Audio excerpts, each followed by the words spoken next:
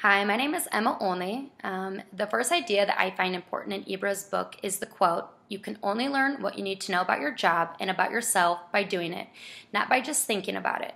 I find this quote important because I'm a firm believer in the hands-on learning style. I don't think you're truly going to learn something until you actually get out there and practice it for yourself. For an example, there's no way that I would have learned my workplace's software system if it wasn't for the training and the hands-on learning that they had us do when they would have us mess around with the software and do different training techniques that really helped us learn. The second idea that I find important is when Ibra says, like athletes and companies, managers and professionals overinvest their strengths under the false presumption that what produced their past successes would necessarily lead to future wins. Eventually, we become trapped in well-owned routines that no longer correspond to the requirements of a new environment.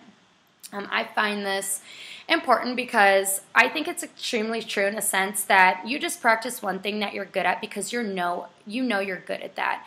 People aren't going to pick up a new technique and learn it that way because they're not sure if they're going to be good at that. So I think that people have a fear of learning new things, like I said, at the idea that they might not be good at it. The third idea that I find important is a quote from the writer Salman Rushdie that he once wrote, "Those who do not have power over the story that dominate their lives, power to retell it, rethink it, deconstruct it, joke about it, and change it as times change, truly are powerless because they cannot think new thoughts." Leaders who use the story personally inspire people. I find this quote important because if you're powerless and you can't even explain your own story, then how can you truly inspire other people? I think people relate better to leaders when they can tell real-life scenario situations that have happened to them. It kind of helps people that look up to that leader feel more susceptible to be comfortable with them because they realize that they're just like them and they have real-life situations and real-life problems as well. For the third question, one idea from the book that I have a different perspective on is the fastest way to change yourself is to spend time with people who are already the way you want to be. I somewhat agree with this to an extent, but the reason I have a different perspective on this idea is because sometimes spending time with people who are nothing like you can really help you realize and help you want to change yourself for the better to be the way you actually want to be and the way you see yourself being. Yes, being around people whom you want to be like can be good for you, but I think that becoming that way on your own by realization is a lot better for you. There are obviously different aspects of that idea that I agree with. Like an example they use that an alcoholic goes to AA. And yes, I understand that an alcoholic needs to be surrounded by other people that are just like them to help them to be able to get over their problem. But not all situations are going to be like the AA situation for other people. So that's why I think that, my different perspective is, truly something I believe in. For the fourth question, an example of me acting like a chameleon is I can put on a show to impress or entertain people.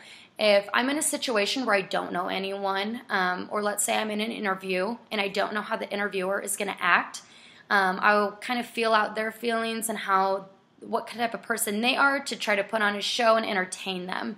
An example of me acting like a true selfer is I find it hard to imitate the behavior of other people because even if I'm putting on a show for someone to impress them, I never venture away from my true self. I can't act as if I'm just someone else when I'm not. I think a chameleon best describes my personality because I'm extremely flexible with people, and I've been told that I come off as a natural leader before. I don't necessarily think that leaders need to be chameleons. I think that there can be any exception. It might be that true selfers are true to what they believe in and that they're not going to lie to someone, and I think that that's a great trait for a leader.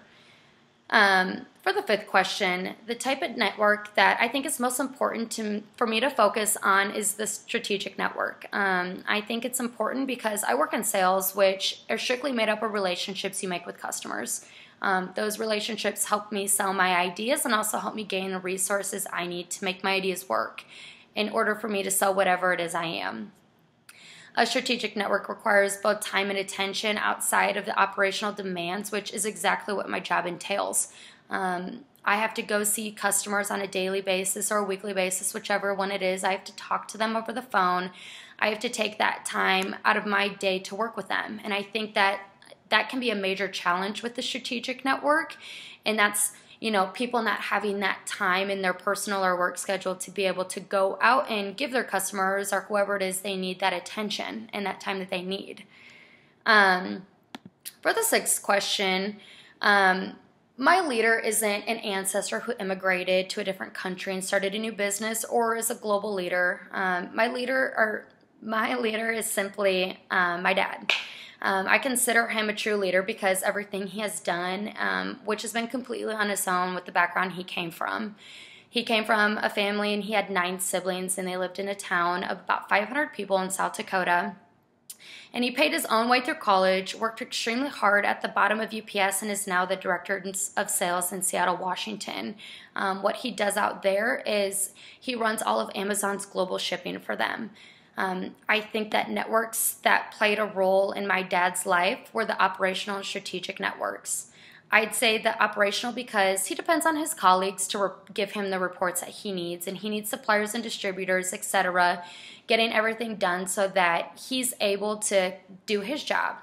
And I think that the strategic network also, because he needs the relationships he built with his colleagues and customers so that he can envision his future and sell whatever his idea is that it is.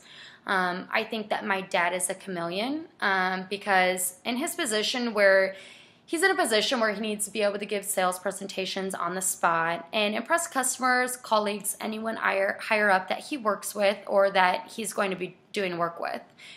These aspects are extremely important in his leadership role because if it wasn't for those skills, he wouldn't be able to do the type of job that he has today. Thank you very much.